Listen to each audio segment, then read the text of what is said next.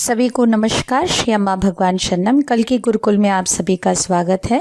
सबसे पहले हम प्रार्थना करेंगे। ओम श्रीं सर्वदेव परं करुण परं ज्योते नमः। ओम श्रीं सर्वदेव परं करुण परं ज्योते नमः। ओम श्रीं सर्वदेव परं करुण परं ज्योते नमः।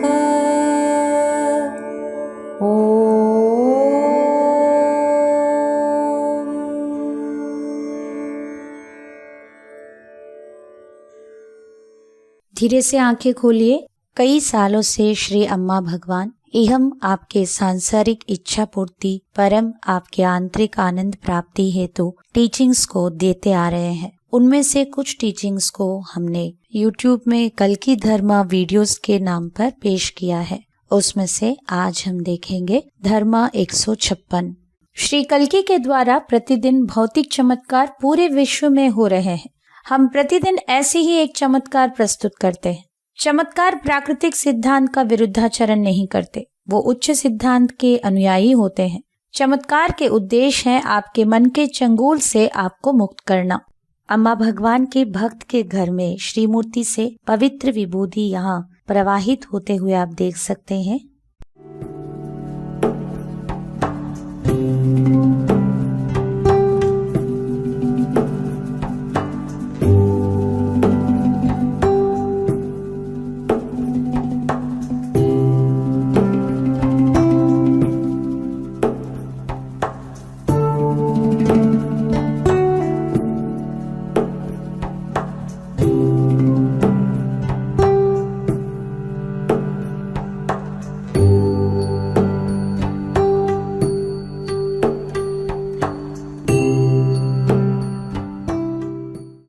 श्री भगवान जी के दिव्य वाणी को सुनेंगे। Bhagwan, please tell us what are the possibilities of golden ages? So the first golden age 1, which we are not going to achieve, and the golden age 2 for which we are trying, these are run by AI.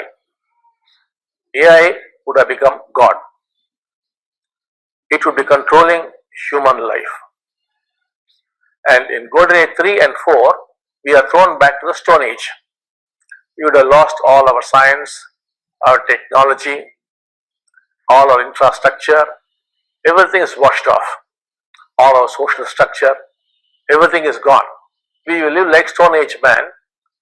We will be possibly gathering fruits and nuts and flowers and leaves and living. Later on, we could become hunters, possibly. So we will be going back in time. But in Golden Age 3, people would be awakened. In Golden Age 4, they would not be awakened. So that's the main difference. But we can call them Stone Age civilizations. But then why do we call it Golden Age? Because there will be no real work. Whenever there is no work, you would call them Golden Age. Whenever there is absolute equality and justice, we would say it's the Golden Age. सुवर्ण युग के संभावनाएं क्या हो सकते हैं, हमें कृपया करके बताएं श्री भगवान। प्रश्न पूछा गया। श्री भगवान जी ने उत्तर दिया, स्वर्ण युग के पहले विकल्प में जो हम शायद हासिल नहीं कर पाएंगे, स्वर्ण युग के दूसरे विकल्प जिसके लिए हम कोशिश कर रहे हैं कि सब कुछ आज AI आर्टिफिशियल इंटेलिजेंस के द्वारा परिचालना किया जा रहा है। धीरे धीरे आर्टिफिशियल इंटेलिजेंस ही स्वयं भगवान बन जाएगा।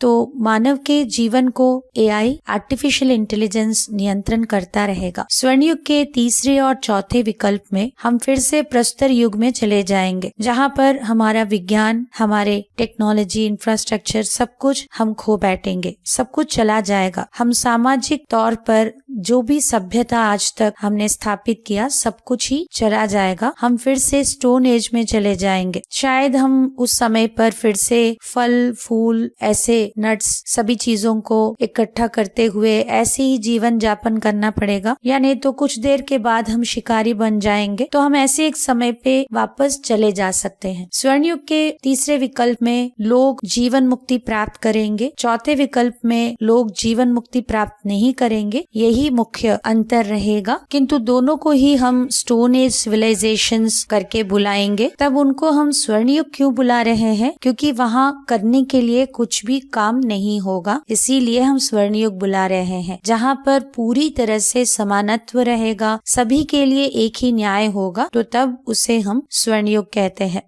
अभी हम जीवन मुक्ति पाए हुए व्यक्ति कैसे रहते हैं देखेंगे। The awakened one is controlled by the senses. The unawakened one is controlled by the mind.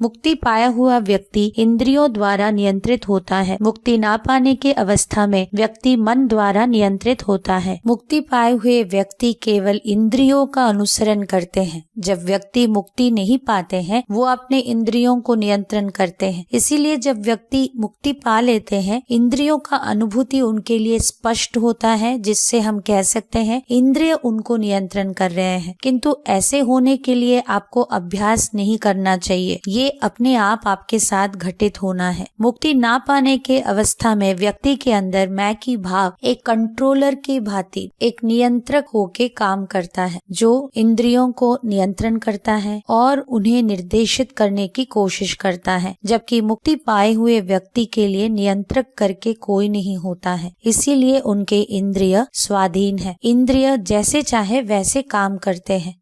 अभी हम टाइमलेस इनसाइट्स को देखेंगे। Every act is spiritual if only you can bring total attention to it. Sri Bhagwan.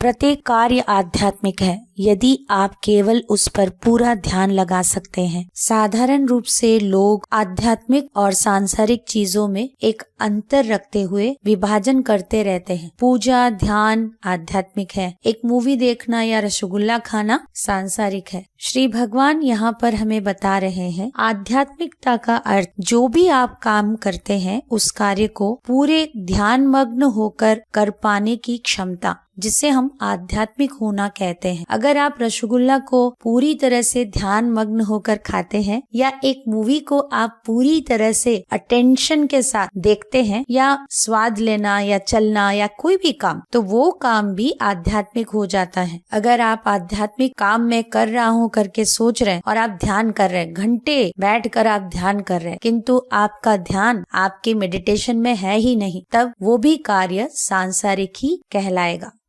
अगले भाग में देखेंगे प्रार्थना का सर्वोत्तम रूप कृतज्ञता है। एक भक्त का अनुभव देखते हैं। आंध्रा से ये बहुत आर्थिक समस्याओं में जूझने के समय पर प्रोसेस अटेंड करने के लिए आए। प्रक्रिया में वो ध्यान ही नहीं दे पा रहे थे, जो भी बोला जा रहा है वो कुछ भी नहीं सुन पा रहे थे। बस मन में एक ही प्रार्थना था, भगवान मुझे आपके अनुग्रह चाहिए, मुझे मेरे दुख से आप छुटकारा दीजिए, मेरे भाग्य को बदल दीजिए। मैं इतने ऋण से भरा हूँ कि मुझे इससे मुक्त होना है। मुझे कुछ दिनों में 50,000 की जरूरत है। निस्सहाय होकर समर्पित होकर अम्मा भगवान के चरणों में वो पूरी तरह से इमोशनल होके बस प्रार्थना किए जा रहे हैं और कुछ भी नहीं सुन रहे हैं। प्रक्रिया खत्म हो गया। घर जाने के समय पर चल ही रहे थे, वहाँ पर उनको 1 रुपए का सिक्का मिला। जैसे ही उन्होंने देखा बहुत खुश हो गए और आंखों में आंसू भर आए कि भगवान जी ने मुझे एक संकेत दे दिया है, उनका अनुग्रह मैं अवश्य ही पा लूंगा। और ये घटना घर जाकर जब पत्नी से कहा तो उन्होंने हंसते हुए कहा, ये क्या बात हुआ, 1 रुपए को लेकर इतना भी खुश होना सही नहीं है। और उनके दोस्तों ने भी ये बात सुना और उन्होंने भी उनका मजाक उड़ाया। सभी के नकारात्मक प्रतिक्रिया से उनके विश्वास के ऊपर कोई फर्क नहीं पड़ा। वो कृतज्ञता दे ही जा रहे थे कि मेरा समस्या अवश्य समाधान होगा, मुझे ये संकेत मिला है। 1 दिन के बाद उनको उनके लॉयर से कॉल आता है कि 4 सालों से आपके साथ संपर्क नहीं रहा। आपके पिताजी ने एक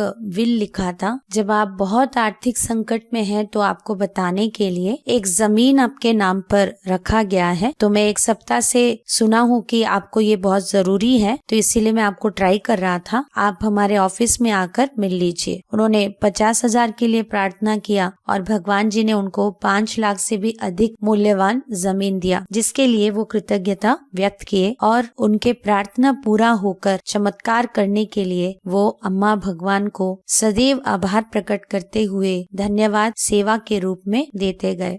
अगले भाग में देखेंगे धर्म व्यक्तिगत है। धर्म एक ऐसी चीज है जो आप उपयोग करते हैं, न कि धर्म अपने आप को बचा के रखने के लिए आपको इस्तेमाल करता है। आपके अपने जीवन के सर्वाइवल के लिए आप धर्म को अपने हिसाब से उपयोग कर सकते हैं, क्योंकि ये व्यक्तिगत है। श्री भगवान कहते हैं हर एक व्यक्ति को अपना धर्म स्वयं बनाना चाहिए। धर्म को व्यक्तिगत रूप से हमें सीमित रखना है। आप अलग अलग धर्मों में जो भी अच्छे चीजें हैं, सब कुछ मिलाकर आपका अपना एक धर्म बना सकते हैं। आपको कौन से धर्म में किन बातों को और किन चीजों को आपके जीवन के परिस्थितियों के लिए या आपके लिए सूट होता है या आपके पसंद नापसंद के अनुसार आपको अपना धर्म बनाना चाहिए। हर व्यक्ति को वो स्वाधीनता है कि वो अपने धर्म का सृष्टि स्वयं करे। इसमें कोई भी समस्या नहीं होना चाहिए, क्योंकि धर्म व्यक्तिगत है।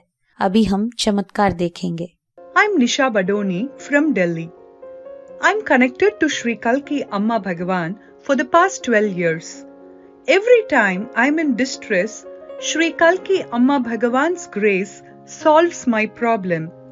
Few years back, my mother was diagnosed with breast cancer and our family felt shattered as we did not have sufficient fund for the treatment.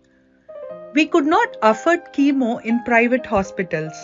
I started praying to Sri Kalki Amma Bhagavan for letting us find a good government hospital and a good doctor for her treatment. With Sri Kalki Amma Bhagavan's grace, I got a good doctor, and for chemo I had to pay nothing.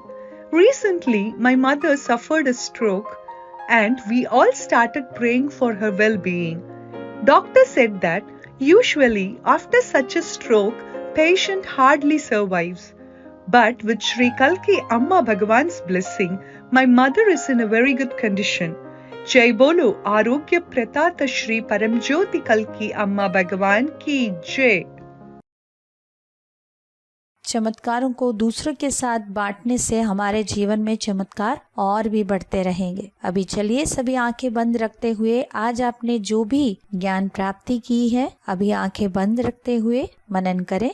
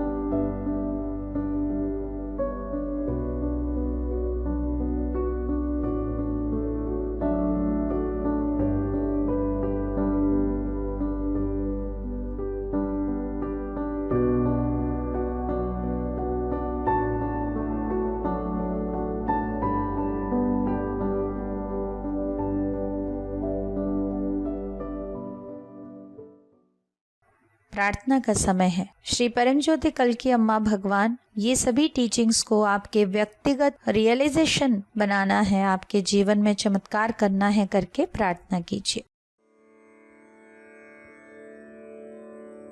ॐ श्रीं सर्वदेव परं करुण परं ज्योते नमः। ॐ श्रीं सर्वदेव परं करुण परं ज्योते नमः। ॐ श्रीं सर्वदेव परं करुण परं ज्योत्यै नमः।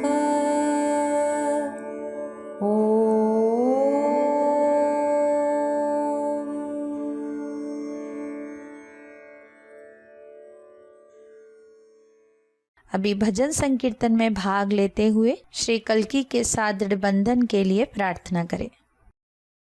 కలియుగ దైవం అమ్మా భగవా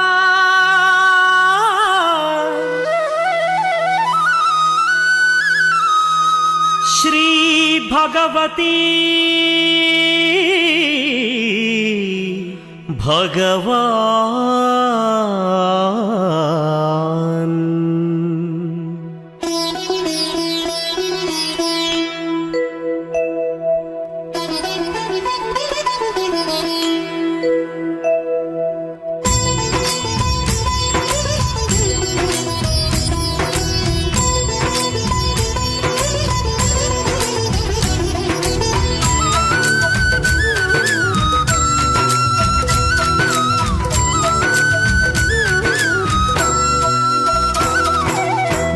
తేజుడై దేదీప్యంగా వెలిగెను అమ్మా భగవాన్ కొలిచే భక్తుల కల్పతరువుగా నిలిచెను భగవతి భగవాన్ పురుషోత్తమ హరి శరణం పరమాత్మా హరి శరణం భగవతి భగవాన్ శరణం అమ్మా భగవాన్ శరణం సత్యలోకమున భగవాన్ కొలువు కోటి దీపాల కాంతుల వెలుగు సత్యలోకమున భగవాన్ కొలువు కోటి దీపాల కాంతుల వెలుగు స్వామిని నమ్మిన భక్తులెందరో వరించి స్మరించి తరించిరి పలికే దైవం అమ్మా భగవాన్ సేవకులైనారు భక్తితో భజనలు చేశారు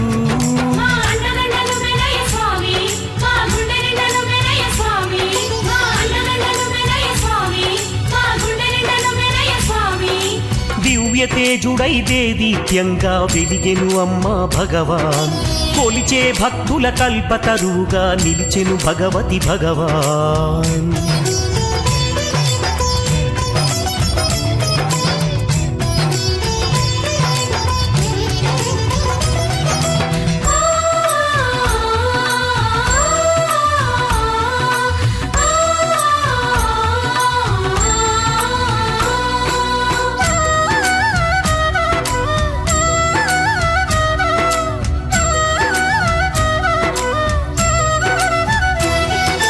సంకటహరుడు సర్వేశ్వరుడు అజ్ఞానమునే తొలగించంగా